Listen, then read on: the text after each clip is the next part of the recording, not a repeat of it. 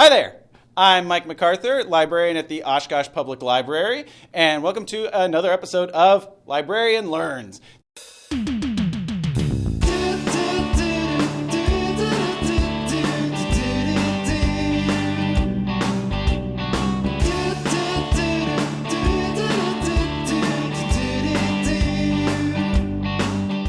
This is where I take a look at some local history topics that either I've been asked about and had to educate myself, or it's something that I myself have wondered about. So today we're looking at Opera House Square. Again, a short reminder, these are not intended to be full detailed histories. More think of like a well-resourced Wikipedia page. You know, the ones with like lots of sources cited.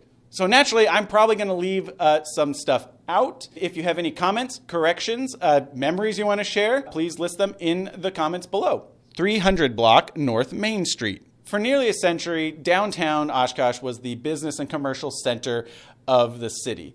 The west side of the 300 block, where Opera House Square is today, you would have found businesses like Kresge's, Woolworth's department store, Walgreens, and any number of banks and other small businesses, anchor businesses for the downtown shopping district. This all kind of began to change in the late 1960s with the advent of, say, shopping malls, the suburban sprawl to the west, the development along Highway 41, factory closings, big box stores, internet shopping, recessions, poison monkey attacks. It all took a massive economic toll on downtowns. Cities like Oshkosh have been trying to redevelop, reimagine, and revitalize their downtowns for decades.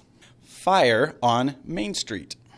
Just after midnight on November 11th, 1996, firefighters responded to a fire on the corner of North Main and Algoma. Originating in the Hunan Chinese restaurant at 323 North Main, the fire completely collapsed the roofs of several buildings, necessitating their entire demolition.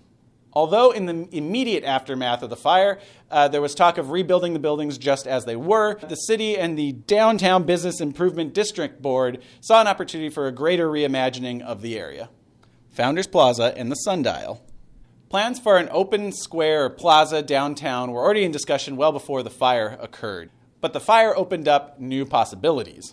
On Tuesday, July 14th, 1998, the Oshkosh Common Council approved initial plans for the creation of Founders Plaza, which included the Sundial. The city raised the funds to complete the plaza. Funds for the Sundial were raised by local Oshkosh businesses and organizations. The plaza and the Sundial officially opened in July of 2000. Opera House Square. On September 12, 2000, the Oshkosh Common Council received the Downtown Oshkosh Action Plan. This was a comprehensive study conducted by LDR International, Inc., which laid out an expansive vision for the redevelopment of downtown, the waterfront, and kind of beyond. Included in this plan was a recommendation to create a new major public plaza park on the Walgreens site. Walgreens having occupied the southernmost part of that 300 block and had closed in January of 2000. All right, so this is the point where I mentioned that I am skipping over a massive amount of public discussion concerning the Downtown Action Plan. 20 years later, people still have very strong opinions about its goals and implementation, including Opera House Square. The square officially opened in September of 2002, and with the goal of creating a sense of community and a sense of there. That sense of there gets mentioned a lot in the promotional materials. Interestingly, the new space was not universally accepted when it opened in 2002. For example, farmers markets were reluctant to move into the space, even though that space was really created with things like farmers markets in mind. The hesitancy came from this perception of downtown as being a sort of blighted Skid Row. It wasn't necessarily untrue through the 80s and 90s. One person was even quoted as saying, "There's nothing but bums on Main Street." Those perceptions die hard, but the city was working hard to redevelop downtown and shed that perception. The Saturday Farmers Market did eventually move downtown in 2010 after the completion of the Main Street reconstruction project, and it attracts thousands of people to downtown Oshkosh every summer. Here I'm standing on the corner of Algoma and North Main. So right behind me obviously is the sundial. So obviously a lot has changed here, but what hasn't changed is behind me you can see the Oddfellows establishment, which is where Manila is now, and that building, that hasn't changed. So that's always good orienting yourself here. If you had watched Public Enemies, which filmed downtown in 2009, you would not have seen this square because they had it fenced off and covered, so it would be accurate. Okay, and here I am on High Street, kind of across the street from the Grand.